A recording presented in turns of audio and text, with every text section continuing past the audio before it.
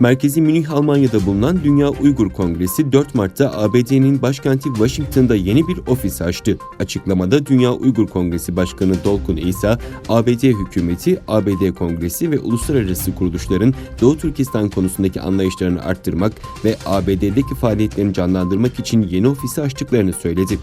İsa, Dünya Uygur Kongresi'nin daha önce Amerikan Uygur Derneği ve Uygur İnsan Hakları Projesi gibi kuruluşlarla birlikte çalıştığını belirterek yeni bir ofis açmanın Çin hükümetinin üzerindeki baskıyı arttırarak Doğu Türkistan halkının en kısa sürede zulümden kurtulması açısından çok önemli olduğunu da sözlerine ekledi.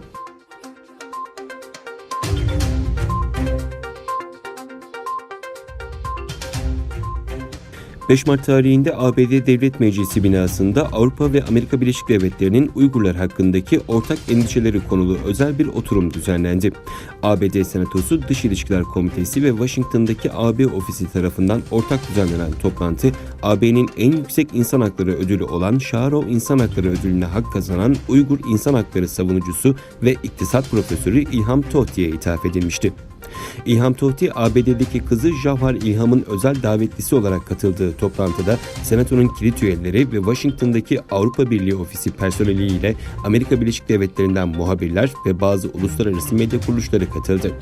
Kendisinin ve Senato üyelerinin uluslararası toplumun dikkatini sadece Tohti'ye değil, aynı zamanda tüm Uygurların karşılaştığı duruma çekmeyi amaçladığını dile getiren Senatör Marco Rubio, geçen yıl Nobel Barış Ödülü için İlham Tohti'ye aday gösterdiğini, bu sene onun Şaharov İnsan Hakları Ödülüne layık görülmesinin çok önemli bir olay olduğunu vurguladı. İlham Tohti, 2014 yılında Çin tarafından müebbet hapis cezasına çarptırılmıştı.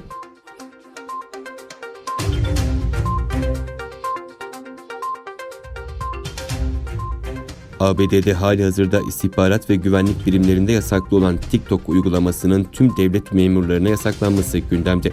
ABD'li Senatör Joe Hawley, Çin merkezli TikTok uygulamasının büyük bir güvenlik riski yarattığını öne sürerek yasa teklifi vereceğini söyledi. Reuters'ın haberine göre Cumhuriyetçi Senatör Hawley hazırladığı tasarıyı Senato'ya sunacağını açıklarken TikTok'un elde ettiği verileri Çin hükümetiyle paylaştığını öne sürdü. Tüm kamu çalışanlarının konum verilerinin Pekin'in elinde olmasını gerçekten istiyor muyuz diye soran Hawley, bu durumun büyük bir güvenlik riski olduğunu öne sürdü. Halihazırda ABD'de ulusal güvenlik ve istihbarat birimlerinde çalışanlara TikTok kullanımı yasaklanmış durumda.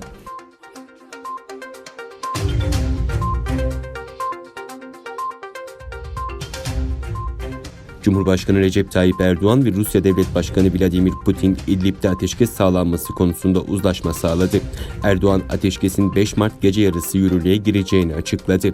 Suriye'nin kuzeybatısındaki İdlib'de Türk askerlerinin hayatını kaybetmesi üzerine Türk Silahlı Kuvvetleri ile rejime bağlı güçler arasında tırmanan gerginliği yatıştırmak üzere Türkiye Cumhurbaşkanı Recep Tayyip Erdoğan'la Rusya Devlet Başkanı Vladimir Putin, Moskova'da bir araya geldi.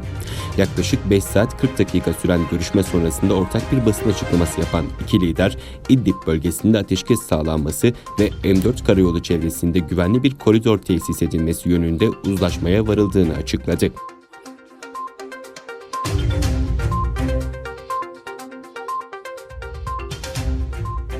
Fransa'nın Strasbourg kentinde gelecek hafta yapılması planlanan Avrupa Parlamentosu Genel Kurulu yeni tip koronavirüsü nedeniyle istisnai olarak Belçika'nın başkenti Brüksel'de yapılacak.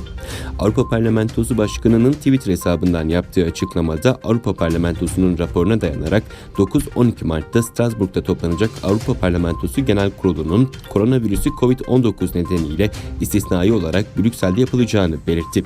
Fransa'da koronavirüs nedeniyle hayatını kaybedenlerin sayısı 6'ya yükselirken toplam vaka sayısı 377'ye ulaştı.